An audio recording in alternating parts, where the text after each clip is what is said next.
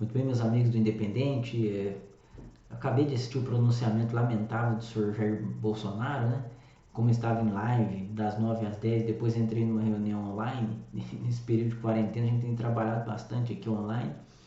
E parei para assistir, é inacreditável, né? Na verdade, é inacreditável, mas não espanta também, em certa medida, porque o comportamento desse cidadão, a maluquice dele já é conhecida desde quando ele surgiu ali por 2011, falando de kit gay, essas coisas, que foi quando eu vi pela primeira vez. Ele já falava loucuras antes, mas ele foi encontrando ele foi encontrando base social, em cima de atacar as pautas identitárias, encontrou um guru intelectual. Como ele tinha um vazio de ideias, ele encontrou uma referência, que é tão grosseira quanto ele. Tanto assim é que na semana em que o Olavo de Carvalho falou que não existe esse negócio, o pânico foi gerado por um esquema russo chinês, não existe esse negócio de pandemia, ninguém não está comprovado que alguém morreu de coronavírus. Tá aí no nosso canal. Tem gente que não gosta que a gente põe, mas tem que pôr para documentar. Não basta tirar do ar. A gente tem que refutar isso aí, desconstruir esse tipo de coisa. Os comentários, os leitores estão desconstruindo. Um absurdo. Na semana em que o guru dele fala isso, ele vem para a televisão e num pronunciamento, quando muitos pensavam que ele estava numa posição mais tática, voltando atrás, depois de cumprimentar, falou numa live num dia que estava suspeito de ter o vírus, no outro com máscara, no outro dia foi lá cumprimentar simpatizante, um irresponsável, né? Um delinquente.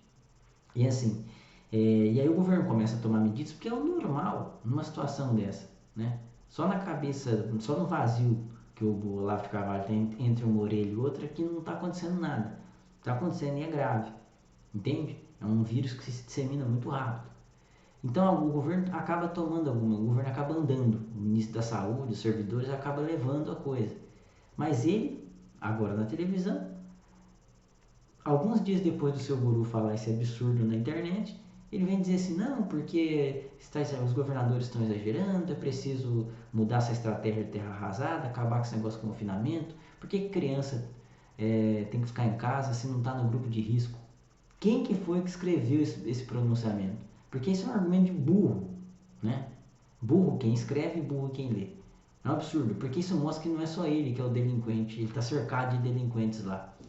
Criança pode ser vetor para um pai que tem doença pré-existente, para um jovem que tem doença pré-existente, para idosos.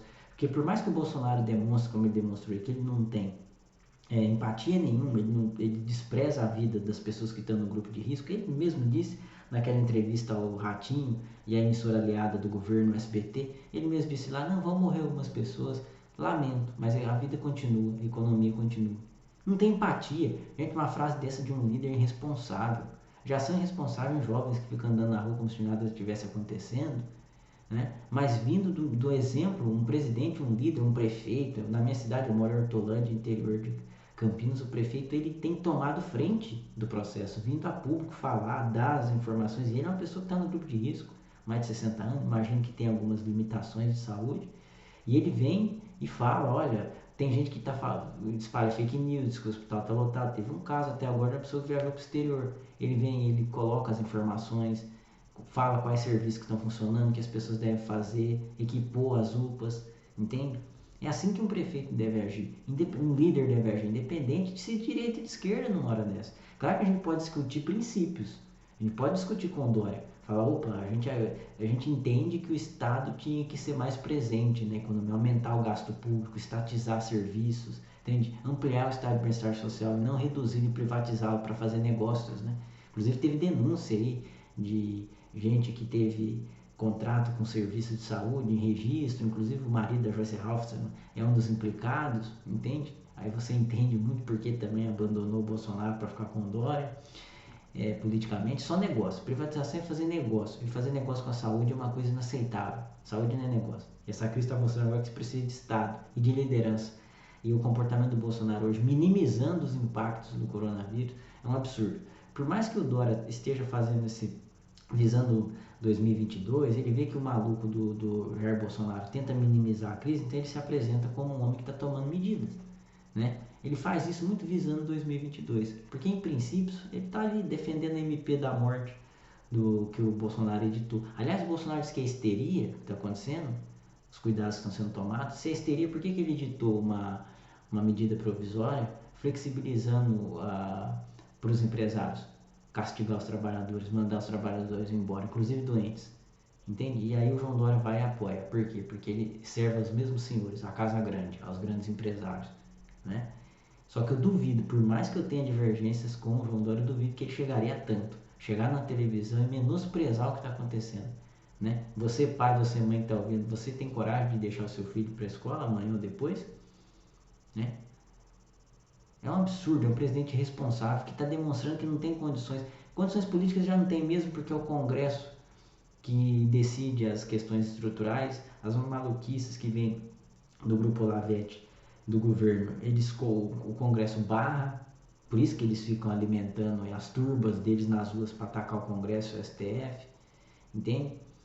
Então, quer dizer, já tá, alguma coisa sai ali do Ministério da Economia, ainda que tenha um radicalismo neoliberal e o governo e o Congresso atenua, alguma coisa sai do Ministério da Economia, mas é um governo que não tem presidente, é uma figura decorativa ali no poder, está se isolando cada vez mais, né? Ele continua um crente do olavismo, ficou provado agora, né? Ele vai morrer abraçado com o Olavo de Carvalho e meia dúzia de fanáticos. E isso vai custar a vida de milhares de pessoas. O Bolsonaro não tem condições psicológicas e políticas para continuar na presidência da República, ainda mais numa crise sanitária desse porte. Ele não tem condições de liderar o Brasil contra essa crise. Ele continuar na presidência da República é um atentado a milhares de vidas. Não tem a menor condição de continuar na presidência. E depois desse pronunciamento, se a democracia brasileira tem que reagir. O Bolsonaro não tem condições de continuar na presidência da República.